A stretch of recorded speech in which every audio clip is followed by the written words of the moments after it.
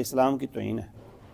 قرآن مجید میں ہے اللہ تعالیٰ فرمایا یا ایھا الذین آمنوا اطیعوا اللہ واطیعوا الرسول ولا تبطلوا اعمالکم، اپنے مال کو برباد نہ کرو۔ برباد کا مطلب یہ ہے کہ ان کو ایزی جاننا، شروع کر کے چھوڑ دینا، یہ اسلام کی توہین ہے۔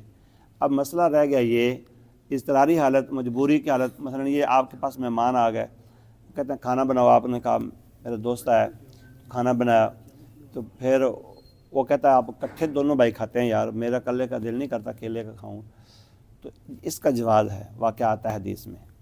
لیکن ہر عمل کو اس پر قیاس کر کے توڑنا غیر اخلاقی طریقہ ہے، اس میں اسلام کی توہین ہوتی ہے۔